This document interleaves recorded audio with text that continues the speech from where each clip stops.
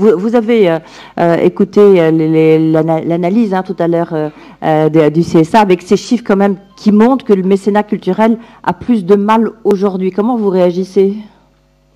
Je réagis comme tout citoyen. Je pense qu'effectivement les entreprises ont privilégié évidemment les actions solidaires dans la situation où nous sommes. Enfin, je pense que c'est quelque chose qui est assez limite basique.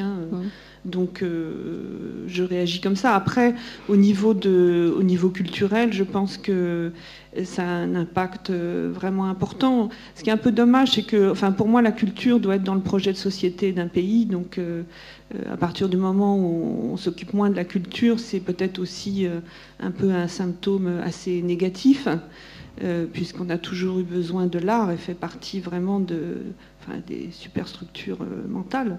Donc voilà, mais je pense que ça va reprendre. Après, ce qui aurait été peut-être intéressant, mais bon, ça de toute façon l'amicale le sait, c'est d'analyser un peu plus, et on n'en a pas le temps aujourd'hui, sur quoi se tourne le mécénat culturel. C'est vrai que nous, on a fait un choix du coup un peu particulier, mais peut-être parce que je venais d'où je viens. C'est-à-dire du ministère de la Culture. Et c'est vrai qu'on a eu plutôt envie d'aller vers la fragilité. Alors, ce qui est peut-être quelque chose d'un peu risqué pour une maison de luxe quand même très connue. Et peut-être que parfois, moi, on me pose la question, mais pourquoi vous mécénez pas une très grande exposition Donc voilà, donc on est sur des sujets beaucoup plus confidentiels, beaucoup plus dans l'accompagnement au projet, d'où le spectacle. Je pense aussi qu'une fondation, c'est un espace privilégié de liberté extraordinaire, et que ça peut être un espace d'innovation. Alors je vais juste citer deux exemples. Là, on lance la deuxième édition d'un prix de design, et c'est vrai qu'on a choisi un sujet, une thématique qui est assez pointue, sans doute, finalement, qui est peut-être pas vouée à être opérationnelle, mais ce qui était important, c'est que les designers, finalement, soient sur une question très prospective. Et pour le spectacle, c'est la même chose. On est plutôt dans...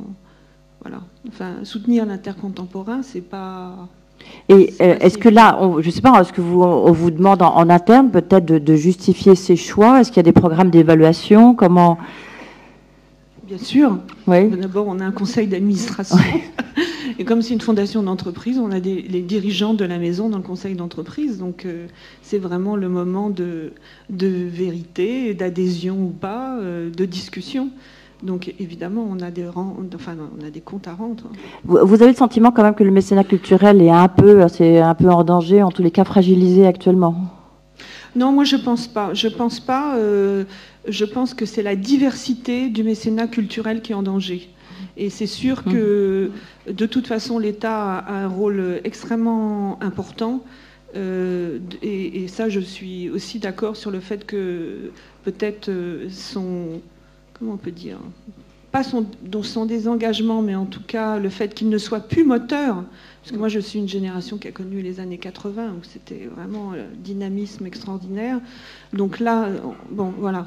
Et c'est sûr que finalement le mécénat a peut-être un rôle à jouer là pour réinsuffler un peu de dynamique et de politique culturelle, voilà. C'est ça que vous voulez dire, hein, Catherine oui. On sent que vous n'osez pas le dire, mais c'est ça quand même qui est sur le bout de votre langue. Merci de ce témoignage, ça fera